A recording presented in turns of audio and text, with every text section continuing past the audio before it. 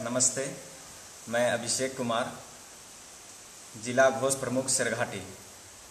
आज के इस प्रातः चिंतन में मेरा विषय है तेजस्विता। तेजस्विता अर्थात हम समझ सकते हैं तेजस्वी। कई ऐसे महापुरुष व्यक्ति, महान आत्मा होते हैं जिनके अंदर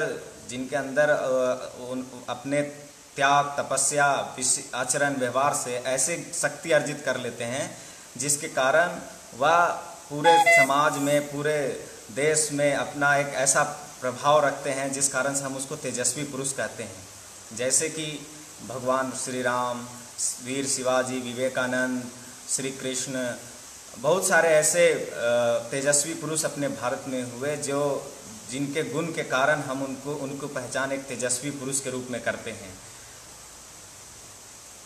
तेजस्वी जो होते हैं, जैसे आज जिस तेजस्विता की बात हो रही है, उसका मतलब ये तेज नहीं कि कोई पढ़ने में बहुत तेज है, कोई बोलने में बहुत तेज है।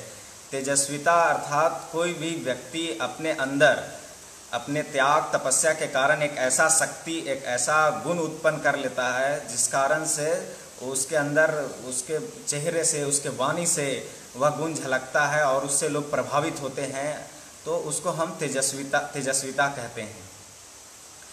जो भी तेजस्वी होते हैं उनको किसी पहचान की आवश्यकता नहीं होता है। जैसे कि सूर्य के अंदर जो तेज है वह अपने स्वाभाविक गुण, आचरण के कारण पूरे संसार में उसका परिचय अपने आप वह अपने गुण के कारण दे देता है। क्या सूर्य को कभी कहना पड़ता है कि मैं सूर्य हूँ, मेरे अंदर इतना तेज है, मैं ये काम करता हूँ, सुबह उठ करके पूरे दुनिया को रोशन करता हूँ, रोशनी देता हूँ?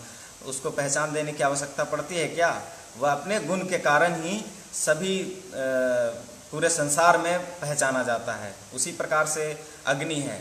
अग्नि के अंदर जो तेज है, उस तेज को किसी की बताने की आवश्यकता नहीं पड़ती है। अग्नि को कभी किसी से आग्रह नहीं करना पड़ता कि मेरे अंदर जो तेज है उस कारण से मैं आपको जला सकती हूँ, मुझसे मेरे जो अंदर जो वह गर्मी है उससे आप जल सकते हो। ऐसा किसी को बताना पड़ता है अग्नि को क्या? अग्नि के विशिष्ट गुण, उसके जो आचरण है उस कारण से लोग उसे पहचानते हैं। उसी प्रकार से सिंह के अंदर जो शौर्य है, जो तेजस्विता है, वह उस सिंह के व्यवहार के कारण, उसके गुण के कारण ही उसकी पहचान पूरे जंगल में होती है, जिस कारण से वह अपने शौर्य के अंदर के शौर्य के कारण वह पूरे जंगल का राजा बन जाता है। तो जो भी तेजस्वी होते हैं उनको किसी से विशिष्ट पहचान की आवश्यकता नहीं पड़ती, वह अपने व्यवहार के कारण ही पूरे संसार में जाने जाते हैं। तेजस्विता किसी के वाणी से झलकता है, किसी के मुख पर झलकता है। जैसे कि कोई ऐसे तेजस्वी व्यक्ति होते हैं कि जिनका एक चेहरा देख लेने से ही उनके प्रति आकर्षित हो जाता है और उनके चेहरे के आसपास जो उनके तेजस्विता गुण के कारण जो एक वातावरण बनता है, तो उसके प्रति मोहित हो जाते हैं, उनके प्रति समर्पित हो जाते हैं। तो किसी तेजस्वी व्यक्ति के वाणी में तेजस्विता होता है कि वह व्यक्ति अगर सामने वाले को कुछ बोल दे, जो कुछ बोलता है तो उसकी बातों में वह बातों से प्रभावित होता है। कई बार आपने ऐसा सुना होगा, देखा होगा कि कोई व्यक्ति कितनों कुछ कहता रहे वह नहीं सुनता है, लेकिन वही कोई तेजस्वी व्यक्ति जिसके वाणी में तेज हो, वह अगर उसको एक बार बोल दे तो वह उसके व्यक्ति को सिरोधार कर लेता है, उसके बातों को मानता है। तो तेजस्वी व्यक्ति के चेहरे पर, मुख पर तेजस्वी झलकता है। तेजस्विता कोई विशिष्ट लक्षण नहीं है कि जिसे तेजस्विता कोई हम उसके उम्र से नहीं पहचाना जा सकता है कि कोई व्यक्ति 50 साल का हो गया तो उसके बहुत ज़्यादा तेज होगा, कोई 25 साल का है तो उसको कम तेज होगा, उसमें कम तेज आएगा। या फिर तेजस्वी दिखने के लिए हम कुछ कपड़े पहन ले, अच्छे सूट पहन ले, अच्छे कपड़े पहन करके सज जाएं, पूरा मेकअप कर ले, तैयार हो जाए तो हम बहुत तेजस्वी दिखेंगे। तो तेजस्वीता किसी उम्र में या सजावट से नहीं दिखता। तेजस्विता अंदर का गुण है, वह शरीर के अंदर में विद्यमान रहता है, उपस्थित रहता है। तो तेजस्विता को बाहर निकालने के लिए हमको उसके जो व्यवहार हैं, उसके जो सात्विक गुण हैं, उनको ग्रहण करना पड़ता है, तब वो बाहर निकलता है। जैसे हम कंप्यूटर जब लेते हैं तो कंप्यूटर के अंदर बहुत सारी चीज़ें भरा रहता है, तो जिस भी चीज़ को हमको उससे आउटपुट बाहर निकालना होता है, जो भी उससे काम होता है उतना हम इनपुट देते हैं तब वो कंप्यूटर से बाहर आता है। उसी प्रकार से शरीर, हमारे शरीर में बहुत सारी ऐसी शक्तियां हैं, बहुत सारे ऐसे गुण हैं जिसको हम जब तक जागृत नहीं करेंगे, जब तक उस शक्ति को जागृत करने के लिए आवश्यक चीज तत्व को, आवश्यक कार्य को नहीं करेंगे, तब तक वो शक्ति बाहर नहीं आएगी, वह तेजस्विता हमारे चेहरे पर, हमारे वाणी में नहीं दिखेगी। तो तेजस्वी क्या है कि किसी के व्यक्ति के चेहरे पर और वाणी से झलकता है। अपना देश भारत पूरे संसार में तेजस्वी व्यक्तियों का केंद्र रहा है। पूरे संसार में भारत को एक तेजस्वी का गोला के रूप में जानते हैं भारत को। यहाँ पर कई ऐसे महापुरुष हुए, कई ऐसे तेजस्वी व्यक्ति हुए जो संसार को रास्ता दिखाए, समाज को रास्ता दिखाने का कार्य किया है। जैसे कि भगवान श्री राम, स्वामी विवेकानंद, श्री कृष्ण और शिवाजी, ऐसे कई तेजस्वी व्यक्ति यहाँ उत्पन्न हुए। आप शुरू से देख लीजिए, जब से आप भारत का इतिहास लिखा जा रहा है तब से आप देखिए तो तेजस्वी व्यक्ति हर काल में आपको मिलेंगे, हर समय यहाँ पर मिलेंगे। अब तेजस्वी व्यक्ति का एक तरह से भारत को उत्पादन फैक्ट्री हम कह सकते हैं। क्यों तेजस्वी व्यक्ति भारत में ही क्यों उत्पन्न होते थे? क्योंकि भारत की ऐसी संस्कृति थी कि यहाँ पर तेजस्वी व्यक्ति होते। जैसे भारत शब्द जो है वह अपने आप में ही बहुत महत्व है। जैसे भा और रत, भा मतलब होता है ज्ञान और रत मतलब होता है ज्ञान में लगा रहना। तो भारत में जो भी उत्पन्न होते थे, जो भी शिक्षा थी, वह तेजस्वी बनने की शिक्षा थी, जिस कारण से लोग यहाँ तेजस्वी होते थे, बनते थे और पूरे देश, समाज, संसार को रास्ता दिखाते थे, दिखाने का कार्य करते थे। तो इस कारण से भारत की जो संस्कृति रही, जिस कारण से यहाँ पे लोग तेजस्वी बनते थे। यहाँ की संस्कृति में प्रातः सुबह उठने से लेकर के रात्रि में सोने तक की जो भी पद्धति थी, जो भी संस्कार थे, जो भी कार्य होता था, वो सब सात्विक, शुद्ध सात्विक था और प्रकृति के नियम के अनुसार था। सुबह उठ करके मंत्र, प्रातः स्मरण मंत्र पढ़ना, भोजन करना तो उसके लिए मंत्र पढ़ना, जल देना तो सूर्य को जल देना, पीपल में जल देना, तुलसी को जल देना और हवन करना, ध्यान करना, तपस्या करना, ये सब जितने भी ज्ञान की बातें होती थी, ये सब तेजस्वी बनाने की बात होती थी। तो जिस कारण से लोग यहाँ तेजस्वी पैदा होते थे, तेजस्वी बनते थे। तेजस्वी व्यक्ति ही देश को, समाज को रास्ता दिखा सकता है। इसके कई उदाहरण अपने भारत में हैं। अगर अब तेजस्वी व्यक्तियों की व्याख्या लिखने लगे तो पेज कम पड़ जाएंगे, इंक खत्म हो जाएंगे, लेकिन फिर भी भारत के जितने तेजस्वी व्यक्ति हुए उनके बारे में लिख नहीं सकते हैं। तेजस्वी व्यक्ति आप उदाहरण से देख सकते हैं, जब पूरे भारत अंग्रेजों के गुलामी में जकड़ा हुआ था, कोई भी अंग्रेज के सामने खड़ा होकर बोलने की हिम्मत नहीं रखता था, उस वक्त स्वामी विवेकानंद खड़ा हुए और शिकागो में जाकर के दिए और उन्हीं अंग्रेजों को अपना शिष्य बनाए, अपने अनुयायी बना लिए। जो अंग्रेज हमारे ऊपर अत्याचार कर रहे थे, वो अपने तेज के कारण, अपने वाणी में तेजस्वी, अपने व्यवहार में जो तेजस्वी उनके तेज था, उनके कारण वो अंग्रेज को भी अपना अनुयायी बना लिए। तो जो भी तेजस्वी व्यक्ति है वही दुनिया को, वही संसार को रास्ता दिखा सकता है।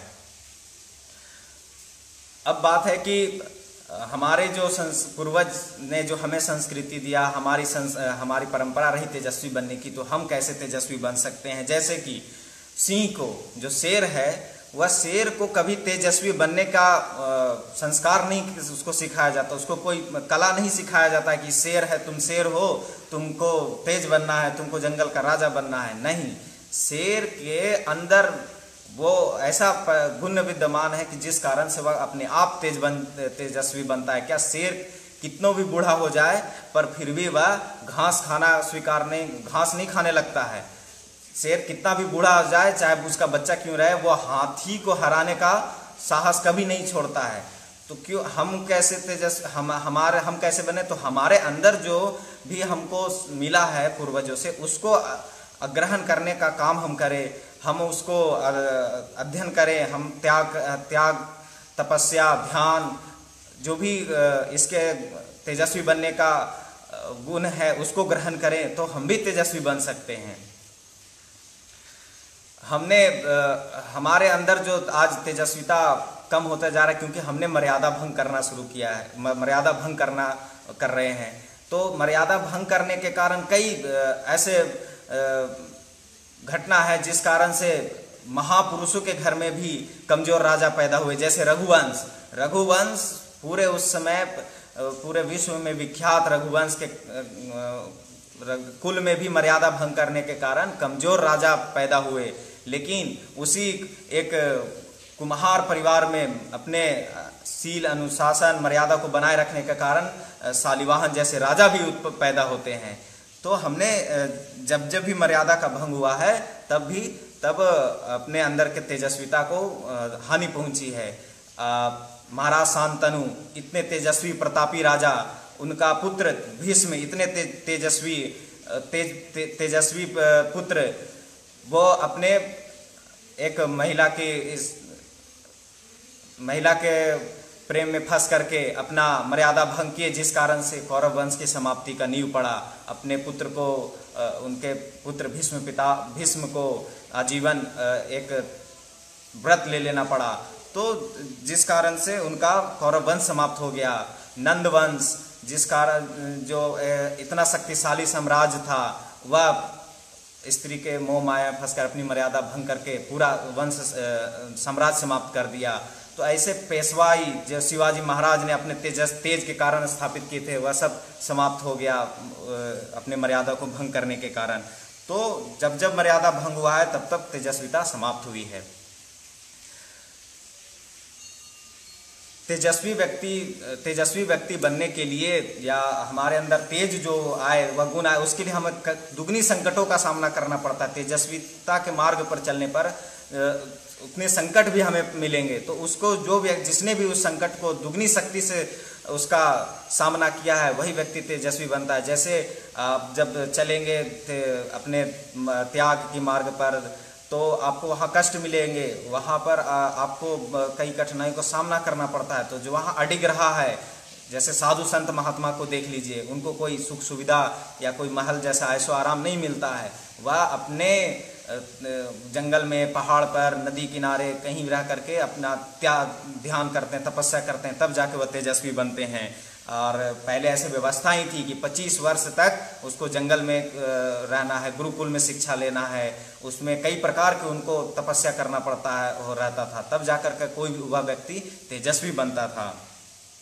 अपने आप भगत सिंह, सुभाष चंद्र बोस, महाराणा प्रताप, शिवाजी, ऐसे कई ऐसे महापुरुष हुए जिनको भी एक तरह से कहा जाए तो तपस्या करने के लिए वनवास जाना पड़ा। आप उनको देखेंगे, जीवनी पढ़ेंगे तो उनमें पता चलेगा कि कहीं छिपकर, कहीं रह करके जंगल में, पहाड़ में कहीं रह करके उनको भी अपने आप को बनाने के लिए, अपने आप में उतना गुण लाने के लिए उनको भी तपस्या करना पड़ा। तो तेजस्वी व्यक्ति जो होते हैं, वह जब एक छोटा सा उदाहरण देते हैं कि जैसे हम किसी भगवान की मूर्ति देखते हैं, तो मूर्ति देखने में या किसी व्यक्ति की देखते हैं कि जो चित्रकार होता है वो पीछे से गोल एक प्रकाशवान रिंग टाइप के, गोला टाइप के बना देता है। तो वह गोला चित्रकार अपनी मर्जी से नहीं बनाता है, वह जो गोला होता है वह उस व्यक्ति के अंदर से जो गुण के कारण, तेज के कारण जो प्रकाश निकलता रहता है, वह उस कारण से वह गोला बनता है। तो वह चित्रकार की कलाकारी नहीं होती है, वह उस व्यक्ति का गुण होता है।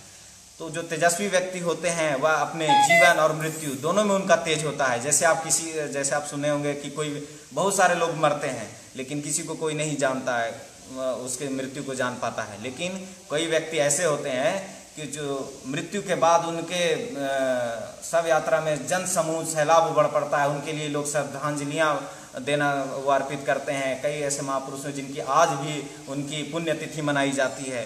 तो तेजस्वी व्यक्ति के जीवन और मृत्यु दोनों में तेज होता है।